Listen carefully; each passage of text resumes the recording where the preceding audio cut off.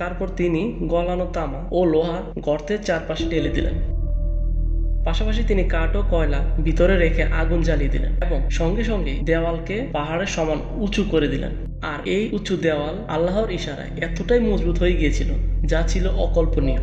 এবার ইয়াজুজ মাজুজ জাতি একদিকে থেকে গেল আর অন্যদিকে এই জাতিরা থেকে গেল। আর এই সম্পর্কে হাদিসে রয়েছে যে ইয়াজুজ মাজুজ প্রত্যেক দিনই এই দেওয়াল ভাঙার চেষ্টা করে, কিন্তু সারাদিন যখন অক্লান্ত পরিশ্রম করে দেওয়াল ভাঙার কাছাকাছি চলে আসে তখন তাদের মধ্যে একজন বলে, চলো আমরা এটিকে কাল ভাঙবো। কিন্তু তারা ইনশাআল্লাহ বলেনি। কিন্তু আল্লাহর কুদরতিতে সেই দেওয়াল তার পরের দিন তার চেয়েও শক্তিশালী হয়ে যায় এবং সম্পূর্ণ হয়ে যায়।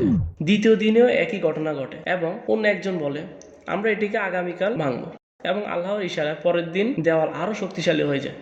আর একই ঘটনা তাদের সাথে প্রতিদিনই করতে থাকে। তারা অবশ্যই এটি ভাঙতে পারবে যেদিন আল্লাহ তাআলা রাজি থাকবেন। যখন কিয়ামত কাছাকাছি চলে আসবে তখন তাদের মধ্যে একজন বলবে, আজ এই পর্যন্তই থাক, ইনশাআল্লাহ আগামীকাল আমরা আবার ভাঙবো।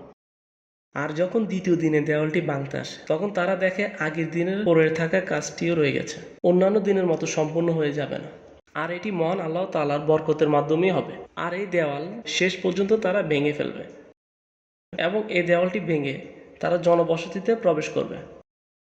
মুহাম্মদ সাল্লাল্লাহু আলাইহি সাল্লাম বলেছেন, কিয়ামত ততক্ষণ পর্যন্ত হবে না যতক্ষণ না ইয়াজুজ মাজুজ এর আবির্ভাব না ঘটে। মহান আল্লাহ তাআলা এই পৃথিবীতে 5টি নহর জান্নাত থেকে পাঠিয়েছেন। 1 জিহুন, 2 শিহুন, 3 দাজলা, 4 ফুরাত এবং 5 দরিয়া এ নীল। যখন ইয়াজুজ মাজুজের আসার সময় হবে তার আগে আল্লাহ তাআলা জিবরাইল আলাইহিস সালামকে পৃথিবীতে পাঠাবেন এবং পৃথিবী থেকে আল্লাহ তাআলা 6টি জিনিস উঠিয়ে নেবেন।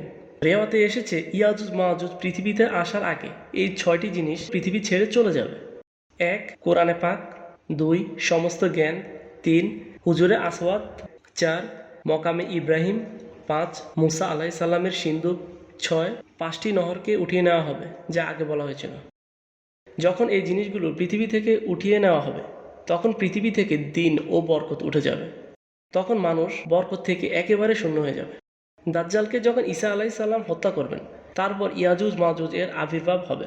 দাজ্জালকে হত্যা করার পর হুকুমে ইলাহির পক্ষ থেকে ঈসা আলাইহিস সালামের কাছে আদেশ আসবে, ওহে তুরের উপর তোমরা মুসলমানদের নিয়ে যাও, কেননা এবার এমন কিছু মানুষের আবির্ভাব ঘটবে যাদের সঙ্গে যুদ্ধ করার শক্তি কারোরই থাকবে না। তারপর এই ভয়ঙ্কর জাতি ইয়াজুজ মাজুজের আবির্ভাব ঘটবে। ইয়াজুজ মাজুজ আসার পর পৃথিবীতে অদ্ভুত আশ্চর্যজনক বিশৃঙ্খলা সৃষ্টি হবে। তাদের আবির্ভাব সত্যি ভীষণ ভয়ঙ্কর হবে। এত ভয়ঙ্কর হবে যে তাদের প্রথম দল তাবারিয়াকে অতিক্রম করবে। তাবারিয়া হলো সাগর যার দৈর্ঘ্য 10 মাইলেরও কাছাকাছি হবে। তারা সাগরের সমস্ত পানি পান করে নেবে, এমনভাবে শুকিয়ে দেবে যখন দ্বিতীয় দল আসবে তখন তারা আশ্চর্য হয়ে বলবে, এই সাগরে মনে হয় কতদিন যাবৎ পানি নেই।